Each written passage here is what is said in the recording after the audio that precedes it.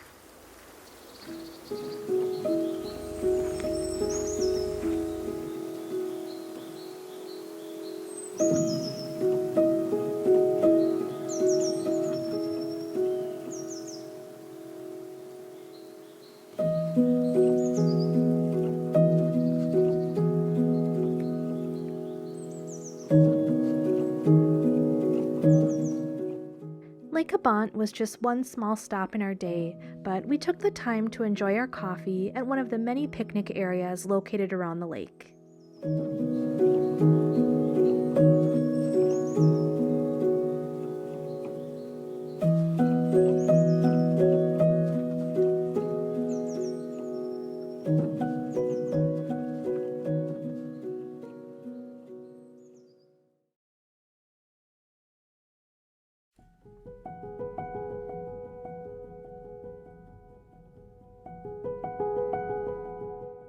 The nature of Bolu is popular with domestic tourists, but less so with foreigners.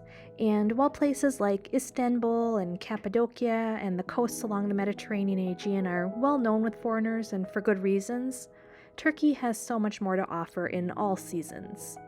I've been here nearly 2 years and have just barely scratched the surface. However, at this time of year, a day trip to Bolu was just what I needed.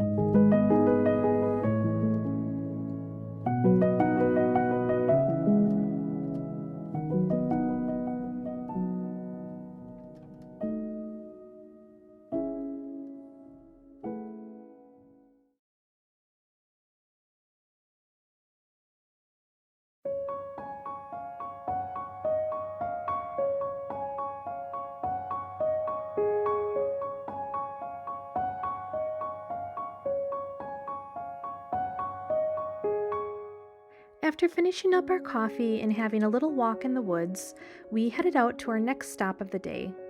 We took a lovely, winding mountain road to the nearby town of Mudurnu.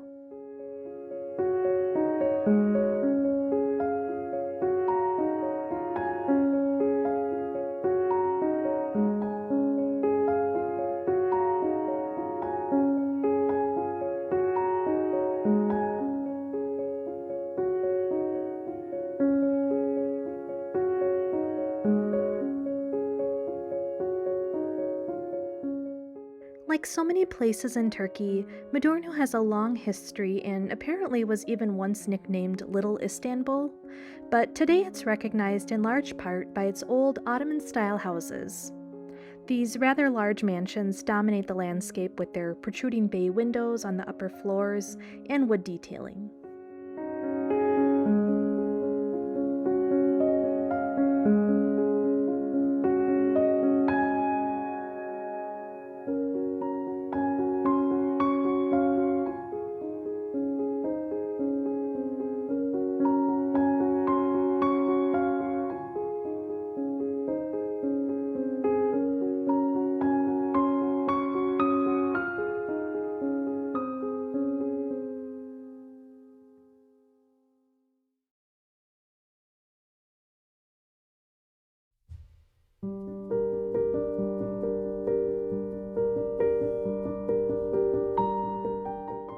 Near the center of town sits the historical Yildirim Beyazıt Mosque. Although the mosque has been restored a few times since its construction, the impressive stone facade remains the same.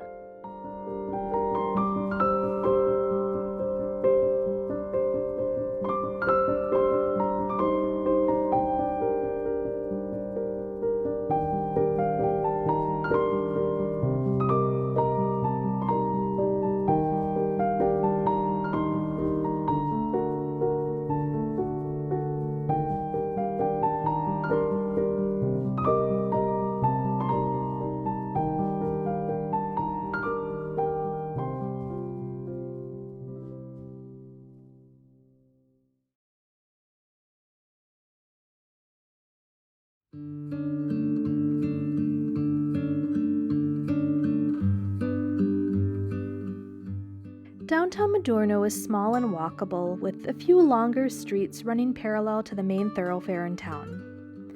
These streets, terraced on the side of a hill, are lined with old buildings. It was obvious that some have seen better days, but still, there was a certain charm about these buildings and a sort of character that you don't see in the modern construction in Turkey. These narrow streets packed with shops all in a row made the scene feel even cozier.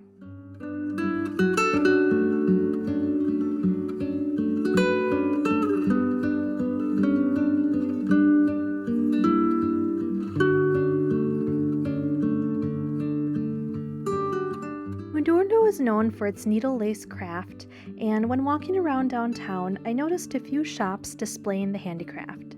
Often in the shape of flowers, you'll find these lining scarves, clothing, and various pieces of jewelry. We stopped into one shop to take a look at their work and purchased a little gift as well. Apparently this area was once known for its needle making, which were then sold throughout Anatolia.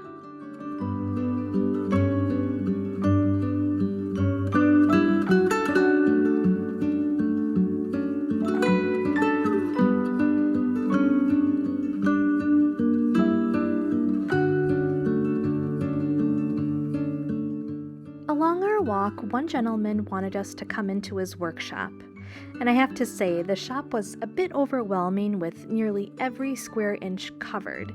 It sort of reminded me of my grandpa's garage, which was always filled with tools and scraps, and to any outsider looking in, it just looked like a big mess, but he knew where everything was, and I have a feeling it was the same with this guy.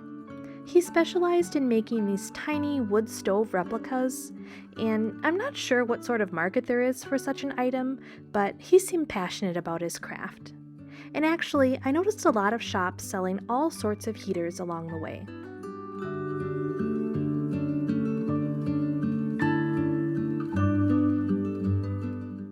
Mudurnu takes pride in its history, and throughout the city center you can see placards giving information about its former inhabitants, along with photos, with a special emphasis on their professions. We ran across this little workshop that seemed to have been frozen in time. It was a memorial to a local tailor who had passed away, and it discussed his journey, starting at age 10, if you can believe it, to becoming a master in his trade. The town has a rich history of something known as the Ahi legacy, which was popular during the Seljuk and Ottoman periods. It's a sort of religious philosophy that, in part, puts an emphasis on one's trade with the focus on morality, quality, and integrity, kind of similar to an apprenticeship program.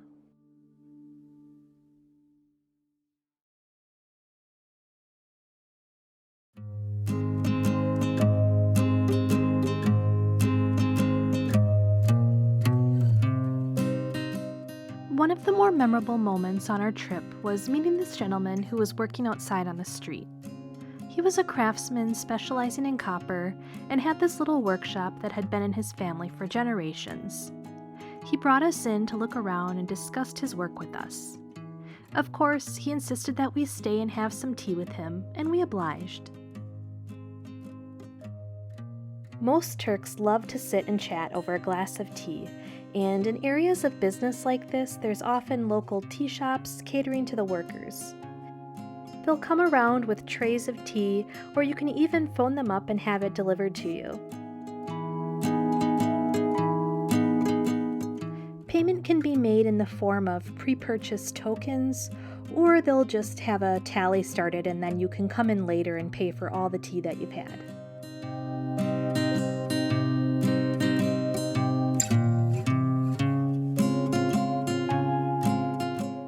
We were getting hungry for some lunch, and this gentleman recommended a local lokanta restaurant.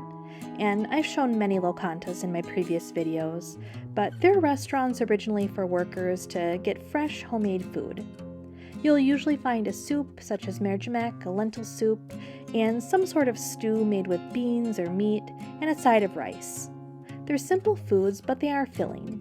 The soup here was especially good, and we enjoyed it outside, people watching in the small square where mostly retired men had gathered to drink their tea and discuss the politics of the day.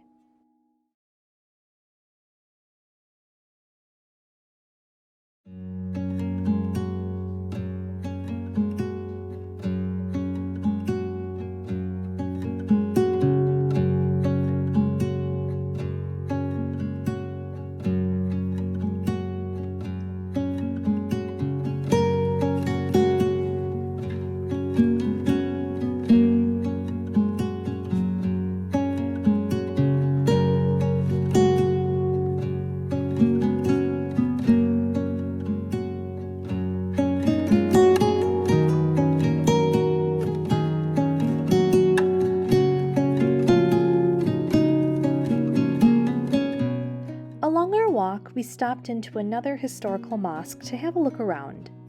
We were speaking with a gentleman that lived nearby, and he mentioned that the mosque had recently undergone some restoration work, such as the regrouting between the original stonework.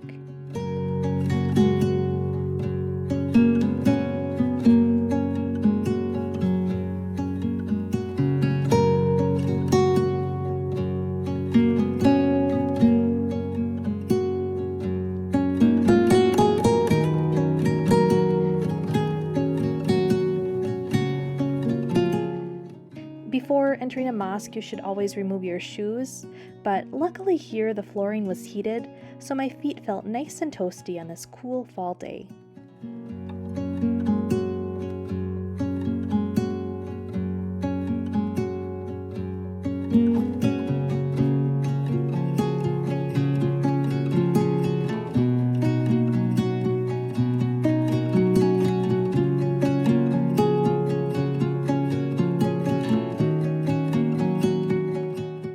Despite the slightly more industrial nature of some areas of downtown, I noticed it was still quite clean. I had mentioned this before, but unfortunately there's a really big littering problem in Turkey, which is especially sad to see in such a naturally beautiful place. It's not unusual to see plastic bottles, cigarette butts, plastic bags scattered along sidewalks in most cities. However, Mudurnu was quite tidy. I know that the capital of the Bolu province, also called Bolu, has been in the news for their attempts to clean up the city and create awareness for the littering problem, and I hope that momentum continues on.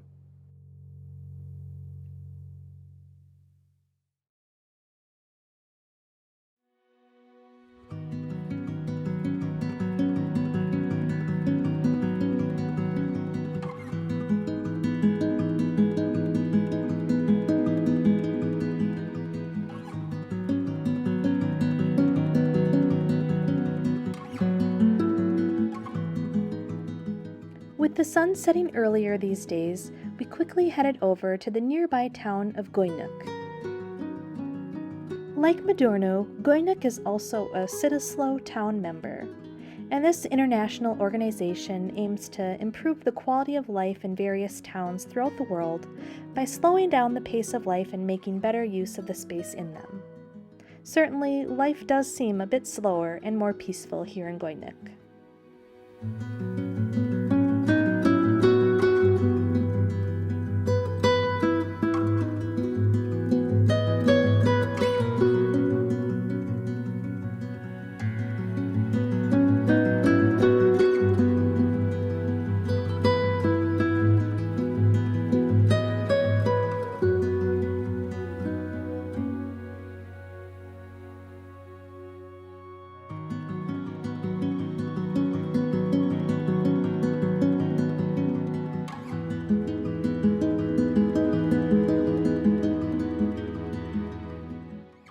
At the 14th century Gazi Süleyman Pasha Mosque, you can admire the Ottoman architecture and the impressive wooden ceiling. I personally like the colorful stained glass windows myself.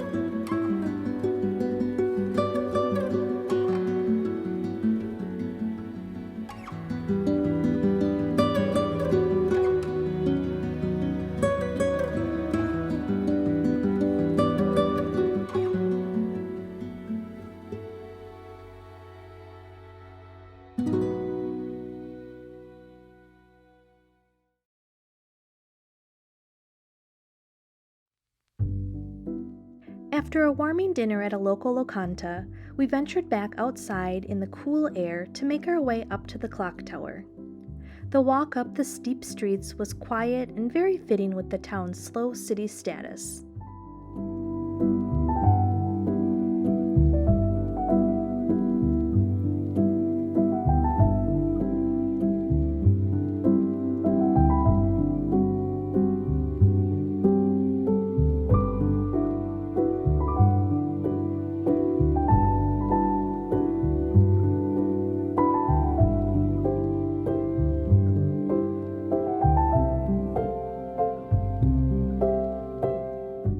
The three-story clock tower atop was impressive, but even better were the views of Göynük below and the surrounding mountains speckled with Ottoman-style homes.